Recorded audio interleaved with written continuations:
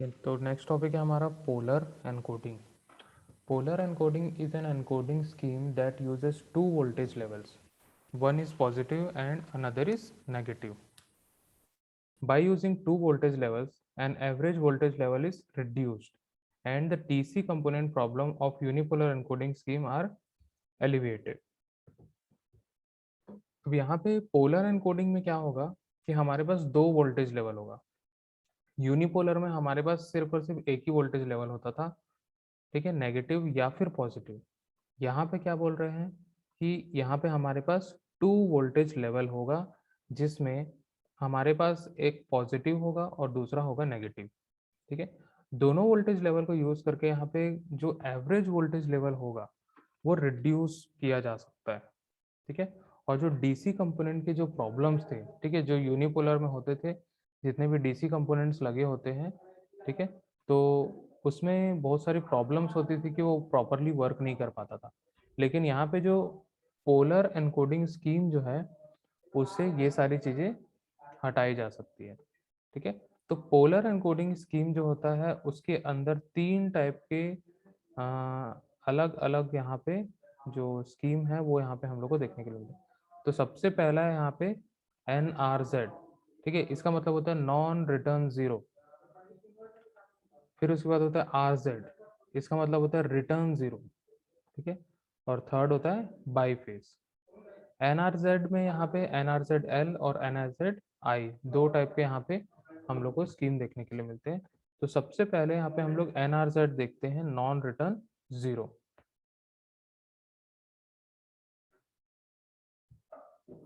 Non return zero, ठीक है, NRZ. NRZ stands for non-return zero. In NRZ encoding, the level of the signal can be represented either positive or negative. NRZ encoding में क्या होगा, तो जो signal का level होगा वो किस में रिप्रेजेंट किया जाएगा, पॉजिटिव में या फिर नेगेटिव में. ठीक है, तो यहाँ पे दो टाइप के मेथड यूज किए जाते हैं NRZ में. तो सबसे फर्स्ट यहाँ पे देखते हैं NRZL. In NRZ encoding, the level of signal depends on the type of the bit that is represents. If a bit is 0 or 1, their voltage will be positive and negative respectively. अगर bit की value रहेगी 0, ठीक है, तो positive होगा. अगर यहाँ पे बिट की वैल्यू होगी 1 तो नेगेटिव होगा. ठीक है, तो यहाँ पे NRZL में पॉजिटिव किसको रिप्रेजेंट कर रहा है, 0 को रिप्रेजेंट कर रहा है, और यहाँ पे नेगेटिव जो है वो 1 को रिप्रेजेंट कर रहा है. ठीक है, therefore we can say that level of the signal is depend on the state of bit. Therefore we can say that level of the signal is depend on the state of bit. Bit के state पे depend करता है यहाँ पे जो voltage level होगा. ठीक है, और वोल्टेज लेवल पे डिपेंड करेगा जो सिग्नल का लेवल होगा. जितना अच्छा वोल्टेज मिलेगा उतना ही अच्छा यहाँ पे सिग्नल होगा. तो बिट अगर 0 रहेगा तो यहाँ पे पॉजिटिव वोल्टेज मिलेगा, अगर बिट की वैल्यू 1 रहेगी तो नेगेटिव वोल्टेज मिलेगा. यहाँ पे उल्टा होता है. ठीक है, अब वहीं पे हम लोग अगर NRZI की अगर हम लोग बात करें, NRZI is an inversion of the voltage level that represents 1 bit. In the NRZI encoding scheme, transition occurs between positive and negative voltage that represent 1 bit. In this scheme, 0 represents no change and 1 represents a change in voltage level. NRZI जो है वो NRZL का inversion है.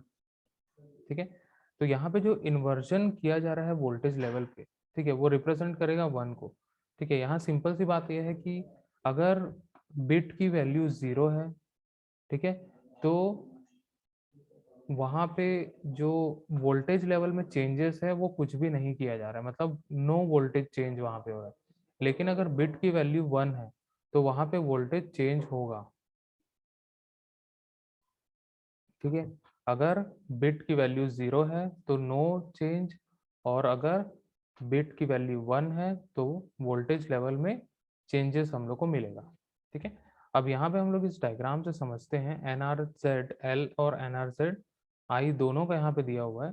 तो सबसे पहले L देखते हैं। अगर बिट की वैल्यू 0 रहेगी मतलब पॉजिटिव वोल्टेज हमारे पास, ठीक है। ये लाइन है, ये टाइम की लाइन है, ठीक है, टाइम के ऊपर है मतलब ये पॉजिटिव है, ठीक है। एनआरजेड एल में क्या होगा, 0 रहेगा तो पॉजिटिव होगा, ठीक है। उसके बाद 1 हो गया तो ये नीचे आ जाएगा, ठीक है, नेगेटिव में आ रहा है, ये लाइन है इसके नीचे आ जा रहा है, ठीक है। ये पॉजिटिव वोल्टेज है, ये नेगेटिव वोल्टेज है। फिर उसके बाद यहाँ पे 1 है, ठीक है, तो नेगेटिव हो गया। फिर 0 हो गया तो ये पॉजिटिव में आ जाएगा। फिर 0 है, फिर पॉजिटिव में रहेगा। फिर 1 1 1 मतलब तीनों टाइमलाइन में क्या है, नेगेटिव वोल्टेज यहाँ पे शो कर रहा है। फिर 0 हो गया, फिर ऊपर, ठीक है। तो इस प्रकार से यहाँ पे उल्टा काम करता है।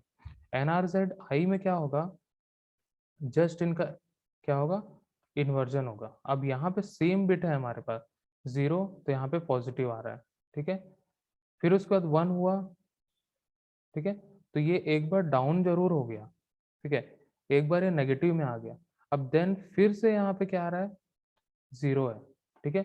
0 मतलब नो चेंज, ठीक है। यहाँ पे देखो 0 है मतलब नो चेंज था। फिर उसके बाद 1 हुआ मतलब वो किस में आ गया, नेगेटिव में आ गया, ठीक है। नेगेटिव के पास 0 है, 0 का मतलब होगा नो चेंज, ठीक है। नो चेंज, फिर से 0 है मतलब नो चेंज, फिर से नो चेंज आएगा। अब नेक्स्ट बिट है यहाँ पे 1, 1 में चेंज हो जाएगा। 1 में क्या होगा, चेंज होके वो पॉजिटिव में हो जाएगा, ठीक है, पॉजिटिव में आ गया। फिर से 1 है, फिर से चेंज होगा मतलब वो नेगेटिव में आ जाएगा। मतलब अगर वहाँ पे 1 हो रहा है, ठीक है, तो पॉजिटिव से वो नेगेटिव चेंज कर देगा। फिर से 1 है यहाँ पे, ठीक है, फिर से 1 आया, फिर से ऊपर आ गया। तो जितने बार 1 1 बिट आएगा, ठीक है, उतने बार ही सिग्नल जो है अपना जो वोल्टेज लेवल है उसको चेंज करते जाएगा, नेगेटिव टू पॉजिटिव, ठीक है। फिर उसका 0 है तो ये स्ट्रेट चलते जाएगा, नो चेंज, ठीक है। तो एनआरजेड एल और एनआरजेड आई इस प्रकार से काम करता है।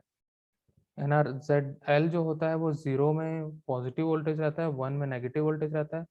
एनआरजेड आई जो है वो इन्वर्जन रहता है, इसका चेंज और नो चेंज पे काम करता है, ठीक है। तो यहाँ पे हम लोग को मिल रहा है transition bit because next bit is 1। यहाँ पे 1 था, ठीक है, तो ये नेगेटिव में आया, फिर उसका नो चेंज है, ठीक है। उसके बाद इस प्रकार से ये हम लोग को यहाँ पे एम्पलीट्यूड देखने के लिए मिलता है।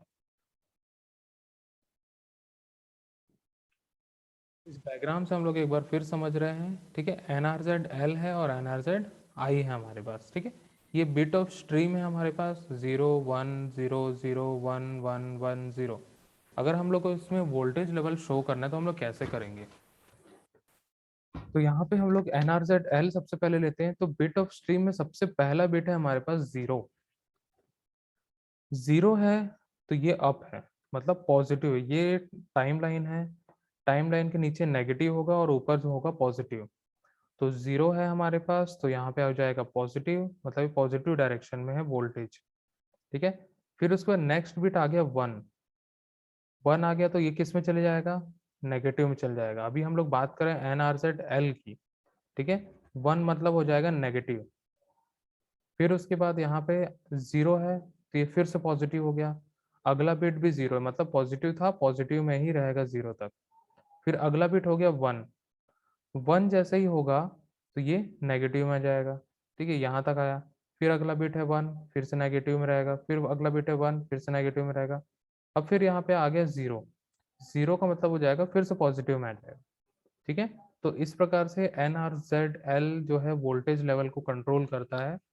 अब यहाँ पे हम लोग अगर बात करें एन आर जेड आई का, ठीक है, सेम बिट ऑफ स्ट्रीम में हम लोग देखेंगे।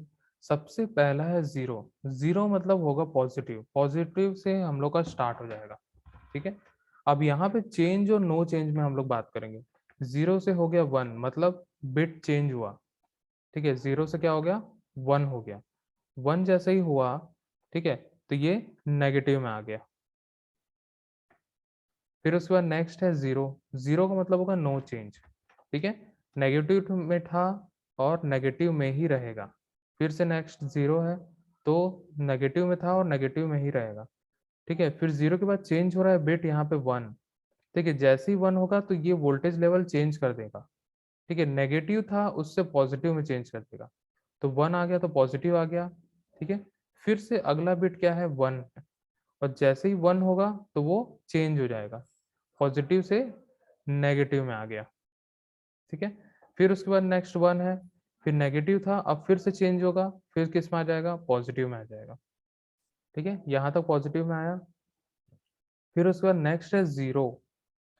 ठीक है, नेक्स्ट है 0 मतलब नो चेंज, तो यहाँ पे कोई भी चेंज नहीं होगा और ये सीधा डायरेक्शन में चलते जाएगा। ठीक है, तो इस प्रकार से एनआरजेड एल और एनआरजेड आई काम करता है डिफरेंट डिफरेंट बिट के हिसाब से। ठीक है, वोल्टेज लेवल को चेंज करने का। इससे हम लोग को क्या फायदा होता है, ताकि हम लोग को जो वोल्टेज लेवल है वो बहुत अच्छे से मिलता है, और जो हमारा डीसी कंपोनेंट में जो प्रॉब्लम्स आते थे, प्रॉपरली वर्क नहीं करते थे। ठीक है, यहाँ पे नेगेटिव और पॉजिटिव दोनों होने की वजह से क्या होगा, हमारा जो वोल्टेज लेवल रहेगा वो मेंटेन रहेगा और प्रॉपरली वर्क करते रहेगा। हमारा जितने भी डीसी कंपोनेंट्स लगे हुए हैं, जैसे रजिस्टर, कैपेसिटर, ट्रांजिस्टर्स, आईसी, ये सारे जो कंपोनेंट्स लगे होते हैं वो प्रॉपरली बहुत अच्छे से वर्क करेंगे। ठीक है, जैसे कि हम लोग जानते हैं कि जो जैसे डीसी कंपोनेंट्स है, एलईडी की बात करें, एक छोटा सा एलईडी लाइट आती है, उसमें भी दो टाइप के पोल्स होते हैं, पॉजिटिव और नेगेटिव। ठीक है, लाइक एसी करंट में जब हम लोग चलाते हैं, जैसे कि ट्यूब लाइट होता है, ठीक है, या बल्ब होते हैं, जो फिलामेंट वाले हम लोग बल्ब देखते हैं। ठीक है, तो वो सब क्या होते हैं, वो एसी पे काम करते हैं, या फिर जैसे फैन हो गया, जो जो भी हमारा एसी कंपोनेंट है। ठीक है, वहाँ पे सिग्नल फ्लक्चुएट करता है हमेशा, positive negative, positive negative, positive negative, alternate वो चेंज करते जाता है। जैसे यहाँ पे हम लोग को बिट ऑफ स्ट्रीम देखने को मिल रहा है, एक बार 0 है, 1 है, फिर 2 बार 0 है, ऐसा नहीं होगा उसमें। एक बार 0, फिर 1, फिर 0, फिर 1, फिर 0, फिर 1, फिर 0, फिर 1, वो क्या करेगा, ऑल्टरनेट में चेंज करते जाएगा। तो उससे क्या होता है, यहाँ पे वोल्टेज में फ्लक्चुएट करता है, वोल्टेज में क्या करता है, फ्लक्चुएट करते जाता है, इसीलिए उसको बोला जाता है ऑल्टरनेट करंट। ठीक है, वो हमेशा अपना सिग्नल को up down up down up down करते रहता है, और इतना फ्रीक्वेंटली करते रहता है, इतना फास्ट करते रहता है कि हम लोग को पता भी नहीं चलता कि वो अपना करंट चेंज कर रहा है। ठीक है, मतलब उसमें वोल्टेज लेवल चेंज होता है। लेकिन जब हम लोग डिजिटल की बात करते हैं, तो यहाँ पे जो वोल्टेज लेवल होता है, जब डीसी करंट की बात करते हैं, ये अगर 0 है तो 0 ही देते रहेगा। ठीक है, अगर ये बिट ऑफ स्ट्रीम चेंज नहीं होगा तो क्या होगा, वो 1 दे रहा है तो 1 ही देते रहेगा। मतलब ये जो वोल्टेज हम लोग को मिलता है वो कांस्टेंट मिलते जाता है, वो कभी भी फ्लक्चुएट नहीं करता है। ठीक है, फ्लक्चुएट नहीं करेगा। ठीक है, इसीलिए हम लोग जब ऑल्टरनेट करंट की अगर बात करते हैं तो वहां पर रेंज होता है, इतने से इतने, जैसे 140 वोल्ट टू 220 वोल्ट पे वो काम करेगा, एग्जैक्ट वोल्टेज कभी नहीं बताता। ठीक है, लेकिन हर कंपोनेंट वहां पे 220 वोल्ट में ही चलता है। ठीक है, प्रॉपरली जो होता है 220 वोल्ट पे चलता है, लेकिन डीसी में ऐसा नहीं होता है। डीसी में अलग अलग कंपोनेंट्स अलग अलग वोल्टेज पे काम करते हैं।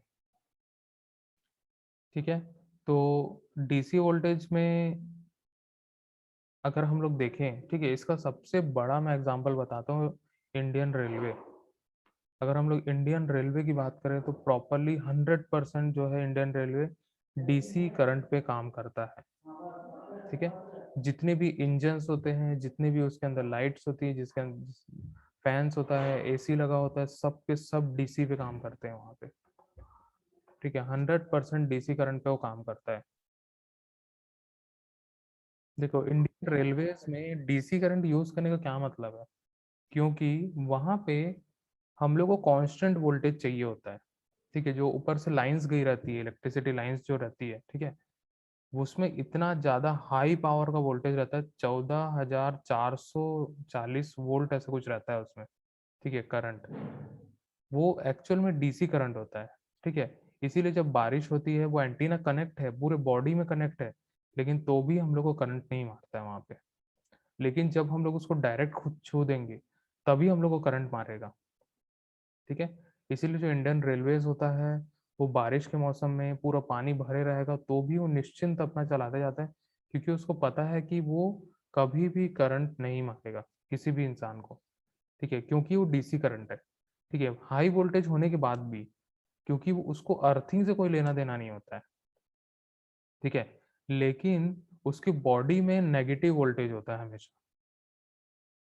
जितनी भी जो ट्रेन की बॉडी होती है, हर किसी में नेगेटिव वोल्टेज दिया जाता है।